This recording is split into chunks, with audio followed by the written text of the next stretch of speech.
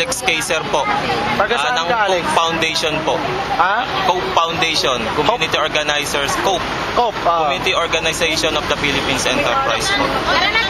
Nandito po kami kasi po unang-una po na-demolish po itong mga taong to, no? Na-demolish po sila at ang issue po nila inihapag na po nila 2 taon nakakalipas na kay Presidente Pangulong Arroyo at nandun din po ang mga decision making body, particular si General Manager Laksa, nandun po sa mga usapan nila at napag-usapan po doon na maglalaan po ng pondo para sa pabahay ng mga apektadong pamilya at kasama po doon ang Arten. Kaya nga po ang Arten, particular yung taga-Arten na Botas, ay kasama sa 11 priority areas ng ating pamahalaan, partikular ng NHA. Ang problema po, 2 taon na pong pag-uusap, no? Marami na hong serye ng pag-uusap, pero hindi ho nila ginawa yung kanilang trabaho. Ngayon po, sinasadsad na po ng demolition nitong taga-Arten na Botas, dinedemolish po sila ng DPWH, pero wala pong ginagawang solusyon, partikular ang mga ahensya kasama ang NHA para mabigyan ng sapat na pabahay at relokasyon itong mga apektadong to kasi nagkakalat po sila sa ngayon po nandito po kami isang linggo na po kami nagkampo, violente po kaming dinisperse ng PNP, kasama po meron po silang Philippine Army. Kami po ay mapayapang mamamayan, wala po kaming balak manggulo.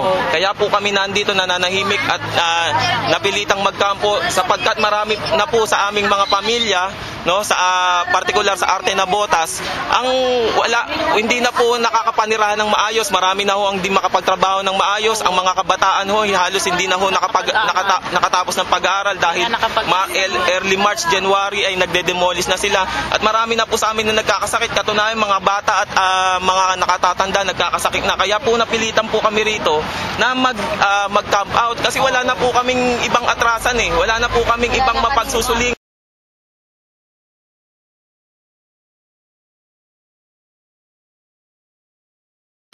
Nora. Kita. UITA. Nasaan na siya ngayon? Binitbit po ng mga pulis kanina dahil kasalukuyan na nagkagulo at hinahabag si Alex. At ang sabi ko namin sa kanila ay hindi po yan, kung gamit lang sa kusina yan. Wala lang po paliwanag, ebidensya na yun. Binitbit nila yung kasama namin.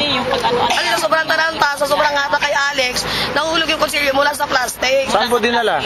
Hindi ko po alam kung saan nila dinala yung aming kasama.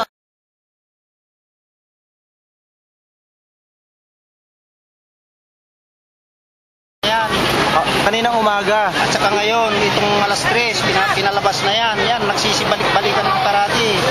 Dito pa? Paano na makapag-opisina dyan? Pasok pa nga yan eh. Pumasok po sila dyan? Natulog doon sa taas. Ngayong araw pong ito? Nakalabas na nung isang araw. Ngayon, hindi ayaw umalis. Paano yung nila dyan, opisina nila? So, may order po kayo na... Oo, meron. Na paalisin sila po dito? Pumunta ka sa istasyon, nandun yung order. Nandun po yung order? Oo, punta mo yung bus namin. Sir, kailan sir yung deadline nila? Deadline eh, wala na nga silang deadline eh. Kaya yung tatanungin na Hindi, yung dun sa order sir, syempre meron yun. Oo, may nakalagay pa. Anong date? Hindi ko alam, basta nandun. Wala, hindi dala yung order. Hindi ko dinala kasi dapat mahuli na sila lahat, dadalhin ko sa presinto. Huhulihin nyo po sila? Oo, dadalhin ko sa presinto. Saang presinto po kayo sir? Pwede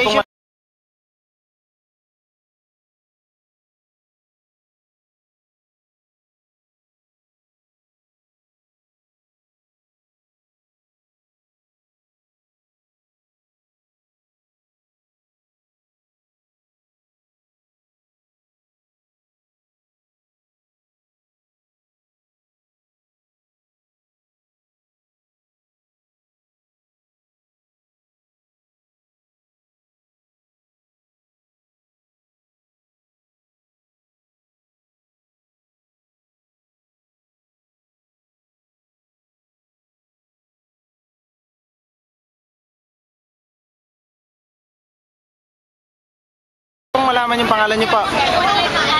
Paano ko ibibigay sa'yo? Naka-uniforme na nga po. Ano ba kayo?